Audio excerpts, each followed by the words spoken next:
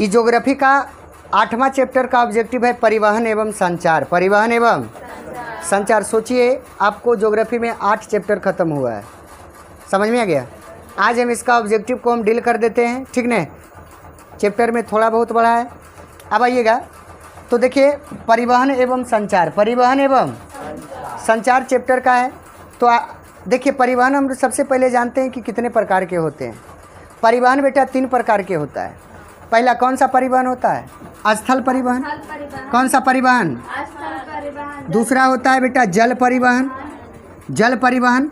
और तीसरा होता है वायु परिवहन, जिसमें सबसे सस्ता परिवहन जो है जल परिवहन है और सबसे महंगा परिवहन जो है वायु परिवहन। समझ में आ गया? पूछ देगा आपको कि निम्नलिखित में से सबसे सस्ता परिवहन कौन सा है, सबसे महंगा परिवहन कौन सा है? समझ में आ गया? सड़क परिवहन किसके अंतर्गत आता है? रेलवे लाइन परिवहन किसके अंतर्गत आता है? पाइपलाइन परिवहन किसके अंतर्गत आता है? स्थल परिवहन के अंतर्गत आता है। समझ में आ गया? अब यहाँ सुनिए, बात आ गया समझ में? अब ये थोड़ा सा देखिए क्वेश्चन दिया है कि जहाज़ों की रानी, जहाज़ों की रानी किस महासागर को कहा जाता है? तो कहिएगा अंटार्कटिका महासागर को।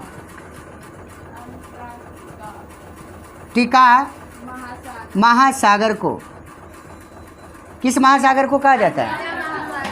समझ में आ गया? क्योंकि विश्व के लगभग 32% जहाज इस महासागर से होकर क्या होता है? गुजरता है ना। अंटार्कटिका महासागर की बेटा 2 जलधारा है, एक गर्म जलधारा है और दूसरा ठंडी जलधारा है।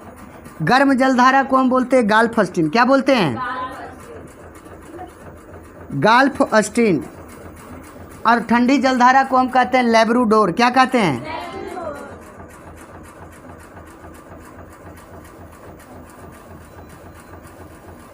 है ना।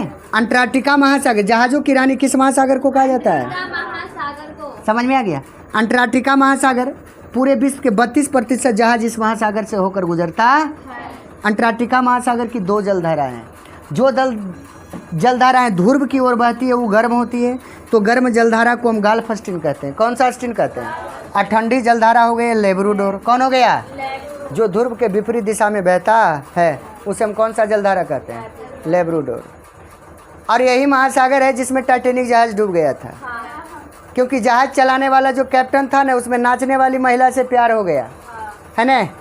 अब प्यार हो गया, अब जाके जहाज को बर्फ़ में फंसा दिया। समझ में आ गया? सोचो कितना तकलीफ वाला बात है ना। जरी सुख के कारण पूरे आदमी को ले डूबा कि नहीं ले डूबा? समझ में आ गया? अब आइए दूसरा क्वेश्चन। अब यहाँ आता है कि निम्नलिखित में से कौन सा यांत्रिक समुद्र पतन नहीं है? तो कहिएगा यांत्रिक समुद्र पतन नहीं है। यांत्रिक समुद्रिक पतन नहीं है। पतन नहीं है तो कहिएगा एथेल्स। कौन सा यांत्रिक समुद्री पतन नहीं है? तो क्या बोलिएगा? एथेल्स जो है यांत्रिक समुद्री पतन नहीं है। अगला क्वेश्चन देखिएगा, पनामा नहर की लंबाई कितनी है? तो कहिएगा 72 किलोमीटर। पनामा नहर, समझ में आ गया? पनामा नहर की लंबाई कितनी है? तो कहिएगा 72 किलोमीटर। कितना किलोमीटर है? उसके बाद अगला क्वेश्चन आइएगा, कहता है, अगला क्वेश्चन है पैट्रिक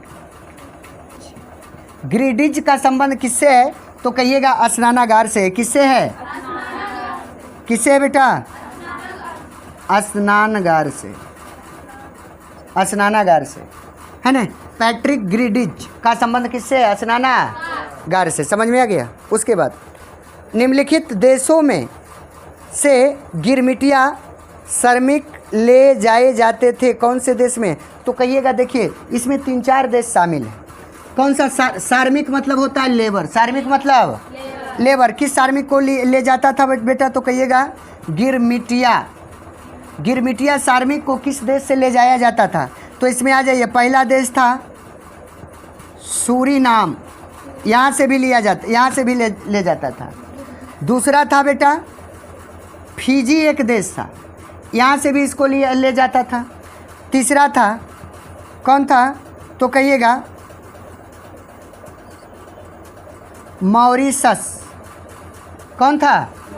मॉरिशस से गिरमिटिया सार्मिक को लाया जाता था। सूरीनामा, फिजी और मॉरिशस से किस सार्मिक को लाया जाता था? गिरमिटिया सार्मिक को क्या किया जाता था? लाया जाता था। चलिए आगे आइए। अब देखिएगा अगला क्वेश्चन है, सबको समझ में आ रहा है ना? एकदम ध्यान से समझेगा। जिब्राल्टर का संबंध किससे है तो कहिएगा समुद्री मार्ग से। किस मार्ग से है? क्लियर। जिब्राल्टर का संबंध किस मार्ग से है? समुद्री मार्ग से है। ऑस्ट्रेलिया की राजधानी आप लोग जानते होंगे कैनबरा है। ऑस्ट्रेलिया की राजधानी कहाँ है तो कहिएगा कैनबरा। और ऑस्ट्रेलिया की राजधानी वियना हो जाएगा। ऑस्ट्रेलिया की राजधानी वियना। आइए, कहाँ का राजधानी? ऑस्ट्रेलिया का राजधानी कैनबरा है। अगला देखिएगा, ग्रेट लेक्स जल मार्ग किस महादेश में है तो कहिएगा उत्तरी अमेरिका में है। कहाँ है? उत्तरी अमेरिका में। अमेरिका। क्लियर हो गया। कहता है कि ग्रेट लेक्स जल मार्ग किस देश में है, किस महादेश में है तो कहिएगा उत्तरी अमेरिका। किस महादेश में है? उत्तरी अमेरिका में। अब आइएगा, अगला है डोबर पतन कहाँ स्थित है तो कहिएगा जापान में। कहाँ है? जापान में है ना। डोबर पतन कहाँ स्थित है? जापान। जापान की राजधानी बेटा टोक्यो है। टोक्यो क्या है? टोक्यो। सबसे बड़ा राजतंत्र भी यही है, जापान में है। कहाँ है? जापान की राजधानी कहाँ है? टोक्यो। कहाँ है ना। डोबर पतन कहाँ स्थित है? जापान में। कहाँ है? समझ में आ गया। चलिए अगला क्वेश्चन आइए।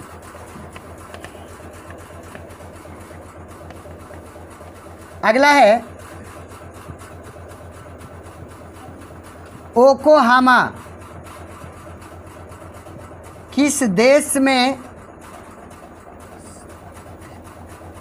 अवस्थित है तो कहिएगा जापान में है। कहाँ है? जापान में। ओक्लाहोमा किस देश में अवस्थित है तो कहाँ है? जापान में। समझ में आ रहा है। अगला क्वेश्चन है, देखिए विश्व में सर्वप्रथम रेलगाड़ी कब चली? विश्व में सर्वप्रथम रेलगाड़ी लड़की विश्व में सर्वप्रथम रेलगाड़ी कब चली तो कहिएगा 1826 में। कब चला था? 1826 में। समझ में आ गया? समझा? विश्व में सर्वप्रथम रेलगाड़ी कब चली थी? 1826 में। अब देखिएगा अगला क्वेश्चन है, एकदम बहुत बढ़िया क्वेश्चन है। ये सब क्वेश्चन आवेगा, ठीक नहीं? आप लोग ध्यान दीजिएगा। बिग इंच संबंधित है किससे तो कहिएगा पाइपलाइन से। किससे संबंधित है? समझ में आ गया? बिग इंच किससे संबंधित है? पाइपलाइन से। अब देखिएगा अगला है मीटर।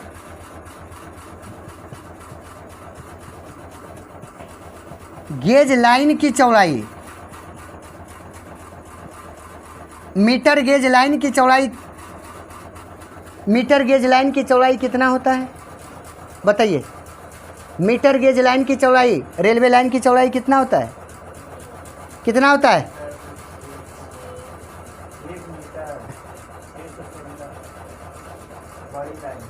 बड़ी लाइन के है ना, तो 3-4 लाइन है। अगला ये, अगला देखिएगा, आवादन उदाहरण है किसका तो कहिएगा तेल पतन का। किसका है? तेल पतन का। आवादन किसका उदाहरण है बेटा? अब देखिएगा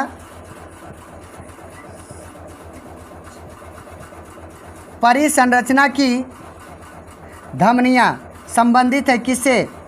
परिसंरचना की धमनियाँ किसे कहा जाता है तो देखिए सड़क मार्ग को भी कहा जाएगा। चारों तरफ संरचना बनेगा तब ना। सड़क मार्ग को भी कहा जाएगा, रेल मार्ग को भी कहा जाएगा, रेल मार्ग को भी कहा जाएगा, उसके बाद जल मार्ग को, जल मार्ग को। समझ में आ गया? क्योंकि तीनों जो है परिवहन के लिए उत्तरदायी थे, है ना? तीनों किसके लिए उत्तरदायी थे? जिसके कारण से परिसंरचना की धमनियाँ कहा जाता है। परिसंरचना की किसको कहा गया? सबसे पहले सड़क मार्ग को, रेल मार्ग को और किसको कहा गया है? जल मार्ग को। सड़क मार्ग को, रेल मार्ग को और किसको कहा गया है? जल मार्ग को। समझ में आ गया? कोई दिक्कत है इसमें? अगला देखिएगा, अगला देखिएगा,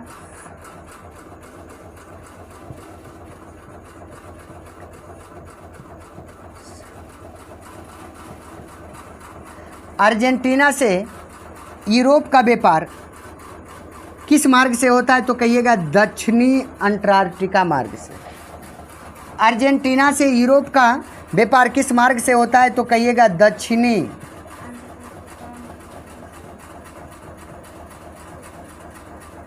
अंटार्कटिका मार्ग से। अर्जेंटीना से यूरोप का व्यापार किस मार्ग से होता है? दक्षिणी अंटार्कटिका मार्ग से। अब देखिए, आइए, प्रथम सार्वजनिक रेलवे उत्तरी इंग्लैंड के स्टॉकटन में डार्लिंग स्थानों के मध्य चलाया गया था 1825 ईस्वी में। हम जानते हैं सबसे पहले जो है रेलवे लाइन कहाँ चलाया गया था? इंग्लैंड में। कहाँ चलाया गया था? 1825 ईस्वी में। 1825 ईस्वी में। अब देखिएगा, कुल मोटर वाहन चलाने योग्य सड़कों की लंबाई कितनी है? तो कहिएगा 1.5 लाख किलोमीटर। 1.5 लाख किलोमीटर। कुल क्या है? कुल मोटर वाहन चलाने योग्य सड़कों का कितना प्रतिशत है ना? मतलब कुल मोटर वाहन चलाने योग्य सड़कों की लंबाई कितना प्रतिशत है, कितना किलोमीटर है? तो 1.5 लाख किलोमीटर है। कितना किलोमीटर है? उसके बाद देखिएगा, विश्व की कुल मोटर वाहन चलाने योग्य सड़कें का कितना प्रतिशत भाग उत्तरी अमेरिका में है? तो कहिएगा 33% भाग। कितना प्रतिशत भाग? 33% भाग उत्तरी अमेरिका में है। विश्व में लगभग कितने किलोमीटर लंबे रेल यात्रा मार्ग है? तो 13 लाख किलोमीटर है। कितना किलोमीटर है? 13 लाख किलोमीटर क्या है? रेल मार्ग यात्रा है। विश्व का सघन रेल यात्रा कहाँ पाया जाता है? तो कहिएगा यूरोप में। सघन रेल मार्ग यात्रा कहाँ पाया जाता है बेटा? यूरोप में। विश्व में जो है सघन रेल यात्रा मार्ग जो पाया जाता है वो कहाँ पाया जाता है? तो कहिएगा यूरोप में। कहाँ पाया जाता है? यूरोप में। अब देखिएगा, अगला क्वेश्चन है, ध्यान से सुनेगी। विश्व में सर्वाधिक विस्तृत रेलवे तंत्र कहाँ है? तो कहिएगा उत्तरी अमेरिका में है। कहाँ है ना? कहाँ है? उत्तरी अमेरिका में। कहाँ है? उत्तरी अमेरिका में। समझ में आ रहा है ना? अब देखिएगा, ऑस्ट्रेलिया में लगभग कितना किलोमीटर लंबे रेल मार्ग है? 4000 किलोमीटर। ऑस्ट्रेलिया में 4000 किलोमीटर क्या है? लंबा रेल मार्ग है। समझ में आ गया? स्वेज नहर का निर्माण किस वर्ष हुआ था? याद कर लीजिएगा, 1869 में हुआ था। स्वेज नहर का निर्माण किस वर्ष हुआ था? हाँ जी, स्वेज नहर का निर्माण किस वर्ष हुआ था? तो कहिएगा 1869 में। किस वर्ष हुआ था? महामार्गों के का निर्माण सबसे पहले किस देश ने किया था? तो कहिएगा जर्मनी। महामार्गों का निर्माण, महामार्गों का निर्माण सबसे पहले किस देश ने किया था? तो कहिएगा जर्मनी। जर्मनी की राजधानी बर्लिन है। कहाँ है? बर्लिन है। समझ में आ गया? अब देखिएगा, कहता है कि राइन जलमार्ग किसको किस में जोड़ता है? राइन जलमार्ग जो है किसको किस में जोड़ता है? तो कहिएगा जर्मनी और नीदरलैंड को। किसको किस में जोड़ता है?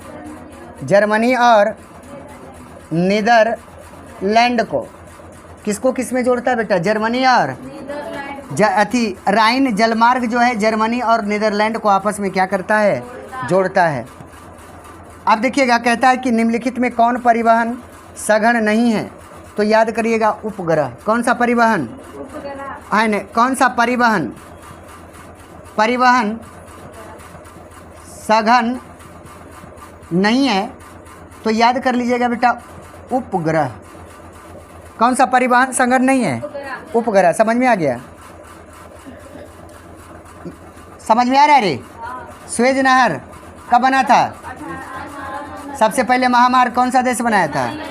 राइन जलमार्ग किसको जोड़ता है? कौन सा परिवहन सघन नहीं है? उपग्रह। आवाज़ काहे नहीं आ रहा जी? कौन सा परिवहन साधन नहीं है तो क्या बोलिएगा? अब देखिएगा, एशिया में रेल का घनत्व सबसे अधिक कहाँ है? तो ये तो सब जानता है। भारत किस महादेश में है? किस महादेश में रे? एशिया महादेश में। तो आइए, एशिया महादेश में सबसे सघन रेल कहाँ है तो क्या बोलिएगा? भारत में। कहाँ है? भारत में रेलवे लाइन कब बिछाया गया था? कब बिछाया गया था? 1800 डलहौजी के शासनकाल में। डलहौजी के शासनकाल में। मुंबई से थाने, बम्बई से थाने कितना किलोमीटर हुआ? 34 किलोमीटर। समझ में आ गया? अंग्रेजों के द्वारा बनाया गया प्रथम रेलवे स्टेशन था जिसका नाम था ब्लैक ब्यूटी। क्या नाम था? समझ में आ गया? और एशिया महादेश में सबसे सघन रेलवे जो है वो कहाँ है? भारत में। अब भारत में रेलवे का सबसे बड़ा तंत्र कहाँ बिछा हुआ है तो कहिएगा? उत्तर प्रदेश में। कहाँ है? उत्तर प्रदेश में। कहाँ है? उत्तर प्रदेश में। किसी आदमी को दिक्कत इसमें नहीं होना चाहिए, ठीक ना? अब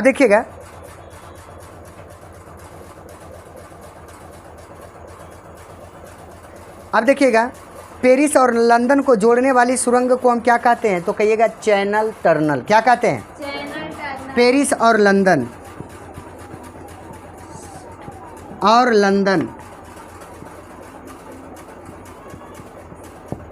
को जोड़ने वाली लाइन को हम क्या कहते हैं? क्या कहते हैं? देखो, फिर पेरिस चैनल बोल दी। पेरिस और लंदन को जोड़ने वाले, है ना, पेरिस और लंदन को जोड़ने वाले सुरंग को हम क्या कहते हैं तो फिर पेरिस चैनल टनल। क्या कहते हैं? याद रहेगा? Channel tunnel. क्या है? टनल। कर्नल नहीं बोलूँ। पेरिस। फ्रांस की राजधानी कहाँ है? इंग्लैंड की राजधानी कहाँ है? तब पेरिस और लंदन को जोड़ने वाले सुरंग को हम क्या कहते हैं?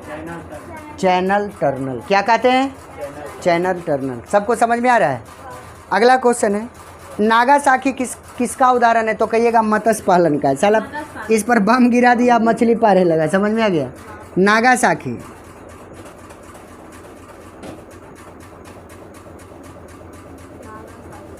नागासाकी उदाहरण है किसका? मत्स्य पालन का। किसका है? पालन का। सोचो, इस पर बम गिरा दिया तब मत्स्य पालन का उदाहरण हो गया। और जब तक बम नहीं गिराया था तब सोचो सबसे बड़ा उद्योग धंधा था नागासाकी और हिरोशिमा, जापान का था ना। अब देखिए, अब इसमें एक क्वेश्चन आता है, कहता है गैरिसन नगर संबंधित है किससे तो कहिएगा? छावनी से। गैरिसन नगर किससे संबंधित है? छावनी से, है ना। उसके बाद देखिए, विश्व के प्रमुख समुद्री पतन कौन सा समुद्री पतन है तो कहिएगा? विस्तृत पतन है ना। विश्व के प्रमुख समुद्री पतन कैसा है तो कहिएगा? विस्तृत। कैसा है? विस्तृत, अर्थात बड़ा है। अर्थात कैसा है? बड़ा है। समझ में आ गया? अब देखिएगा, विश्व का सबसे लंबा झील जलमार्ग कौन सा है तो कहिएगा? ग्रेट लेक और सेट लेरेक्ट जलमार्ग। ग्रेट लेक और सेट लेरेक्ट जल